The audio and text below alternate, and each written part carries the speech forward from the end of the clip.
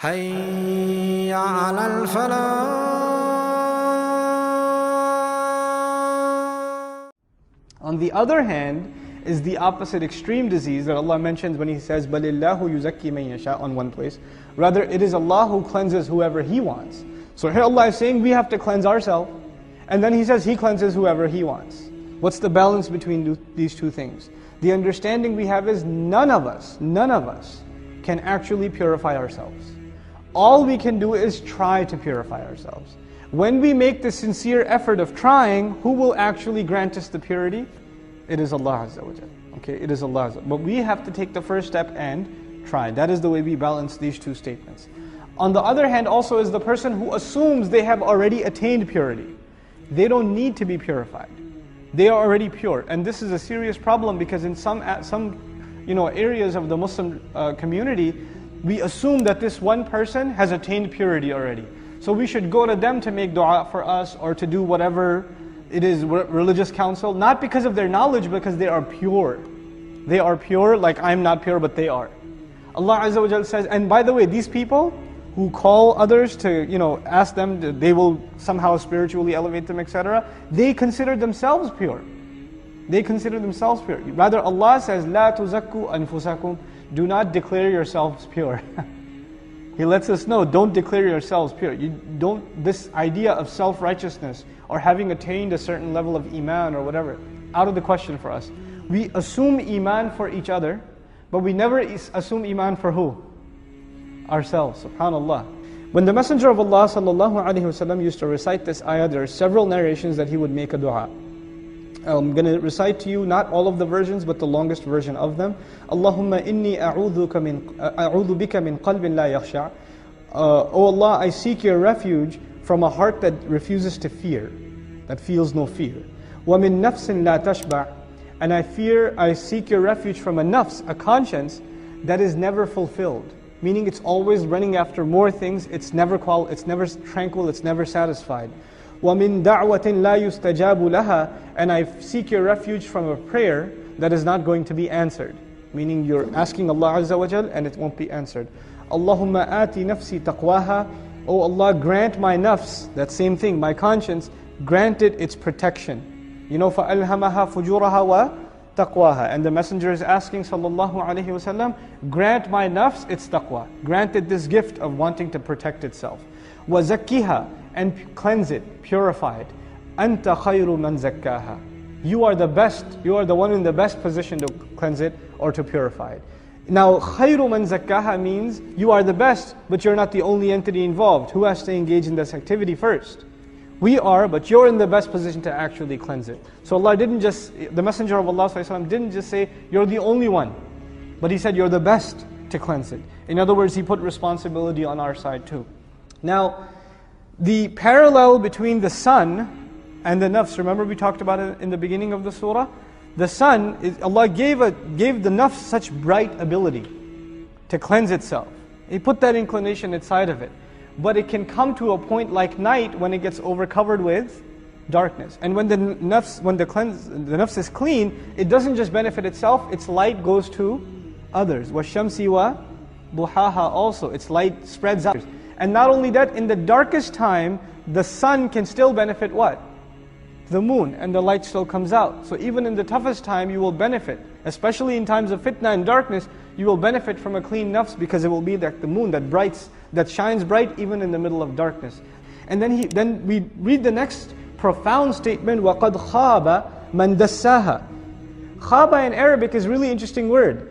It means when you are running after something and you fail to get it. Or you ran out, you really, really wanted to get something, but when you got it, it was something other than what you wanted. Like you didn't get what you wanted, like your kids at Eid or something. The Quran says, قَدْ خَابَ مَنْ دَسَّاهَا. We haven't discussed the word dasaha. That the one who throws it into the dust and covers it up and buries it in dust and completely disregards it. What is it? The nafs. The nafs. Who completely disregards the good potential of the nafs. The goodness that Allah gave the nafs. The one who completely disregards it is setting himself up for major frustration, for major disappointment. They think they're running after something they want. When they get it, they're going to realize it's not what they wanted anyway. So that's the word khaba with the word dassaha. Similarly, in the previous surah we found this nafs, this diseased nafs, when he puts himself in the dust, he doesn't think anybody else cares either. He doesn't care about his nafs, who else is going to ask him anyway? So, أَيَحْسَبُ أَن لَّمْ يَرَهُ أَحَدٌ أَيَحْسَبُ أَن لَّن يَقْدِرَ عَلَيْهِ أَحَدٌ in the previous surah. Does he assume nobody sees him? Does he see that nobody saw him? That nobody has control over him or will have control over him? So, قَدْ أَفْلَحَ مَنْ دَسَّاهَا. This is the state of the one who gets that imbalance and the only concern in their nafs is pleasures and greed and wealth. Just worldly things. And there's no concern of the other world that balances the nafs, like night and day are balanced and sun and moon are balanced, that we read in the beginning of this surah. And how the nafs itself was created in balance. It was created in balance because Allah says, وَنَفْسٍ وَمَا سَوَّاهَا. But now this person has lost that balance altogether. Now that Allah has mentioned this imbalance of the nafs, and the one who's humiliated himself, the subject almost immediately switches. And it switches to a nation, not a person, but a nation. What we are learning here is nation. A corrupt nation is made up of what? Corrupt individuals. So when you say this nation has gone bad, what is the first step to fixing that nation? Fixing the individuals. When you talk about the ummah has so many problems, or this nation has so many problems, or it's gone so corrupt, then you can overwhelm yourself talking about the larger problems of society. And when somebody says, I think the solution lies with individual change. Change within our own family, change within our own neighborhood. Man, you don't know what you're talking about. Let's talk about the big political picture. Right? So we get so obsessed with big problems that we forget sometimes that the root of the solution is in the individual, not in the collective. The work of the Messenger ﷺ from a political science point of view is amazing, unprecedented in human history. No one accomplished in that time a kind of social, political, economic change that the Messenger caused. But you know what the real change he brought is? It's not politics, it's not sociology, it's not economics.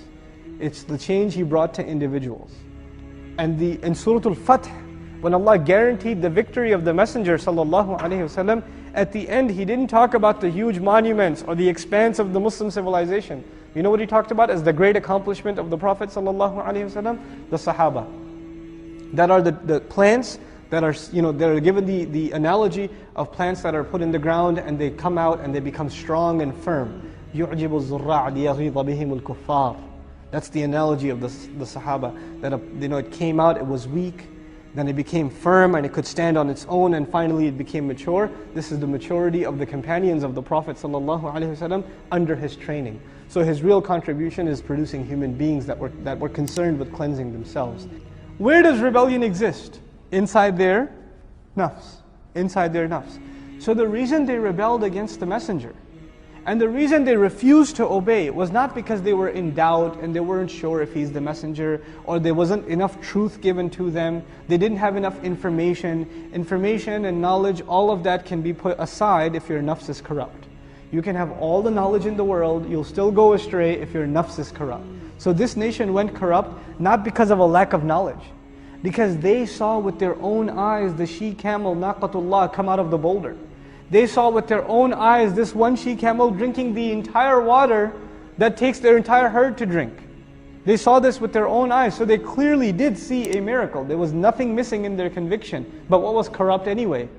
The nafs. And that's why Dawah is mentioned. Allah doesn't just tell us they lied against the Messenger because of their rebellion. فَدَمْدَمَ عَلَيْهِمْ رَبُّهُمْ.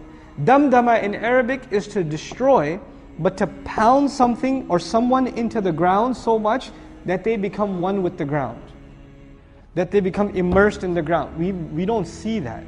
We've never seen something like that. You see something like that maybe in cartoons.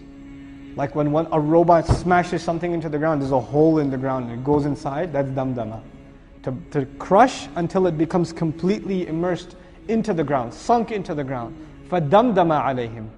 So that's what Allah Azza wa Jal did to them. He completely crushed them and pounded them. Their Lord pounded them, their Master pounded them. And the word Allah is not used, Rabbuhum is used, to suggest that He had control over them all along. He was their Rabb all along. But He let them have this stretch to see if they would come back, and if not, then the punishment was always there. فَدَمْدَمَ عَلَيْهِمْ رَبُّهُمْ. Then He says, بِذَنْبِهِمْ. Because of what? They lied because of their rebellion. They got crushed completely because of بِذَنْبِهِمْ. Dhanb in Arabic means sin. This is a punishment from which there is لَا مَفَرَّ مِنْهَا. There's no escape from it. There's no escape from it. Of course, this is a punishment in dunya that Allah is talking about. It's connected to the punishment Allah mentioned in the previous surah, from which also there was no escape, because Allah didn't just say, عَلَيْهِمْ نَار. He said, عَلَيْهِمْ نَارٌ مُؤْصَدَةٌ. That covers over them, there's no escape from it. So this is a punishment in dunya from which there is no escape, and the previous surah had a punishment from akhirah from which there is no escape. Assalamu alaikum wa rahmatullah. If you enjoyed this video, please do share it with friends and family.